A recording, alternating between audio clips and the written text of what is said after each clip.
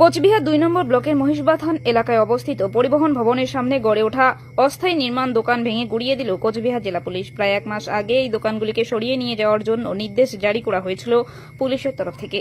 আজ পূর্ব নির্ধারিত কর্মসূচি অনুযায়ী মহিষবাথান এলাকার দোকানপাটগুলি ভেঙে দিল পুলিশ ও প্রশাসন। স্থানীয় ব্যবসায়ী বিউটি বর্মন বলেন, যে সময়ের মধ্যে দোকান খুলে নেওয়ার কথা ছিল তার আগেই পুলিশ প্রশাসন থেকে দোকান ভেঙে দিয়েছে। যদিও বা এর আগে দোকান সরিয়ে নেওয়ার নির্দেশ দেওয়া হয়েছিল বলেও স্বীকার করেন তিনি।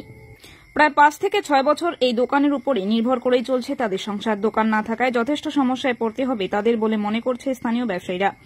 এই মর্মে বৃহত্তর আন্দোলনের পথে হাঁটবে কিনা তা নিয়ে এখনো কোনো সিদ্ধান্ত নিতে পারেনি তারা। কোচবিহার জেলা পুলিশ সূত্রে জানানো হয়েছে, প্রায় ১ মাস আগে থেকেই ব্যবসায়ীদের দোকান ভেঙে নিয়ে যাওয়ার নির্দেশ দেওয়া হয়েছিল। সেই মর্মে গতকাল রবিবার সকালেও মাইকিং করা হয়েছে, কিন্তু কোনো লাভ হয়নি। তাই বাধ্য হয়ে প্রশাসনিক নির্দেশ অনুযায়ী দোকানগুলি ভাঙতে হয়েছে পুলিশকে।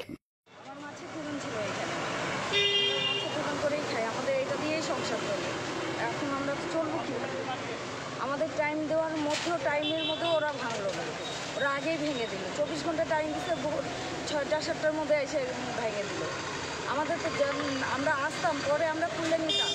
আমরা এখন কী করে খাবোই বা কী করবো এই জিনিসগুলো দিয়ে? এখন আমরা কীভাবে চলবো?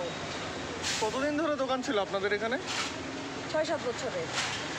এর আগে কি আপনাদের বলেছিল যে দোকান সরানোর কথা বা কিছু? দোকান সরানোর কথা বলছিল, বলার পরে আমরা সবাই আন্দোলন করার পরে বলছে ঠিক আছে তোমরা ব্যবসা করে খাও।